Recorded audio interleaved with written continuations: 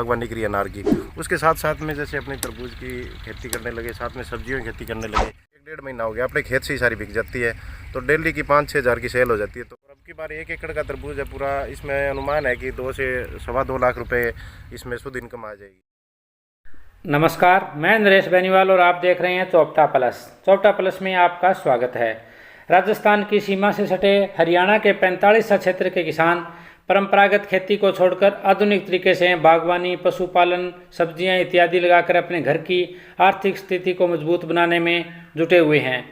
यह क्षेत्र राज्य के अंतिम छोर पर पड़ने के कारण हमेशा से ही नहरी पानी की कमी से जूझता रहता है। क्षेत्र के किसान आमदनी बढ़ाने के लिए कृषि क्षेत्र में नए नए तरीकों की खोज करने में लगे रहते हैं। इसी कड़ी में सिरसा जिले के गांव कुमारिया के युवा किसान रोहतास पुत्र मोहर सिंह न्योल ने 1 एकड़ में तरबूज और 1 एकड़ में सब्जियां लगाकर 1 महीने में 3.5 लाख रुपए से अधिक की कमाई की है। आइए जानते हैं किसान की सफलता की कहानी उन्हीं की जुबानी। क्या नाम है? मेरा नाम है रोहतास, विलेज कुमारिया, डिस्ट्रिक्ट सिरसा, हरियाणा से। तो ये जो तरबूज की खेती है इसकी प्रेरणा आपको कहाँ से मिली? इसकी तो ऐसा है जी, पिछले 2-3 साल से ही कर रहा हूँ मैं, और खेतियों को छोड़ के पहले आपने बागवानी करी अनार की, उसके साथ साथ में जैसे अपनी तरबूज की खेती करने लगे, साथ में सब्जियों की खेती करने लगे, तो थोड़ा सा हटके, थोड़ा सा टेक्निकल और थोड़ा सा मतलब और परंपरागत खेती को छोड़ के उससे अलग अपने करने की थोड़ी सोची, और बागवानी के साथ साथ में सब्जियाँ और तरबूज की खेती भी। कितने साल हो गया? बाग तो अपना हो गया सर 3 साल का, और अभी सब्जियाँ पिछले 2 साल से करनी शुरू कर रखी है। कितनी बचत हो जाती है इसमें प्रति एकड़ के हिसाब से? प्रति एकड़ के हिसाब से इस बार, पिछली बार तो थोड़ा लगाया था तरबूज, और अब की बार 1 एकड़ का तरबूज है पूरा, इसमें अनुमान है कि 2 से सवा 2 लाख रुपए इसमें शुद्ध इनकम आ जाएगी।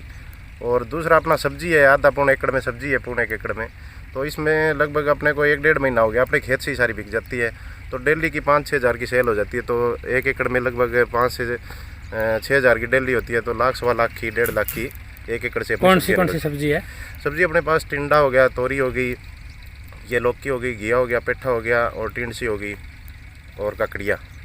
तरबूज की कोई वैरायटी वगैरह? तरबूज की वैरायटी है जी अपनी, वैसे 2 वैरायटियाँ मैंने अब की बार चेक करने के लिए, तो एक तो लक्ष्मी का 1 थैली लगाया था 50 ग्राम बीज, और दूसरा था अपना ट्रॉपिका का, और उससे मतलब सबसे ज़्यादा तो अपनी 8-10 पैकेट थे उसके स्कट्टा का साटो था। तो ये 2 वैरायटियाँ आपके पास चेक करने के लिए लगाई है। ये साटो पिछली बार भी लगाया था, अच्छा उत्पादन हुआ था इसमें, और इस साल भी ठीक है। ये 2 वैरायटियाँ और अब की बार ट्राई के तौर पे चेक करने के लिए लगाई है।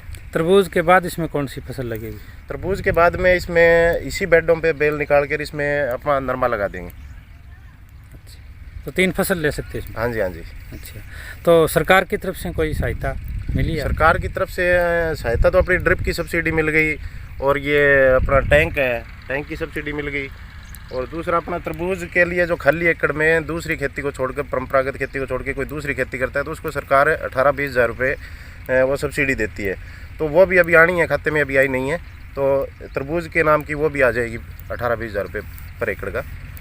और किसानों को क्या कहना चाहते हो आप इस पर? मैं तो सभी किसानों को यही कहना चाहूँगा कि बाकी जो अपनी पुरानी खेती है, परंपरागत खेती चल रही है, उसको छोड़ के ड्रिप के ऊपर अपन अगर खेती करें तो उससे पानी की भी बचत होगी, और मतलब अपन जैविक उगाएंगे और जैविक लोगों को देंगे तो शरीर भी स्वस्थ रहेगा, और खाने का टेस्ट भी अलग होता है जैविक का। आपका ये पूरी तरह जैविक है? हाँ जी, पूरा जैविक। क्या डालते हैं इसमें? इसमें बेड बनाए उस टाइम पूरी गोबर की खाद को ग्लास उड़ा के तैयार करके, और उसके बाद में उसमें ट्राइकोडर्मा, सूडोमोनास वगैरह चला के, और बाद में इसमें ड्रिप में अपना 2-3 ड्रम में गौमूत्र इकट्ठा कर रखा था, वो चला दिया।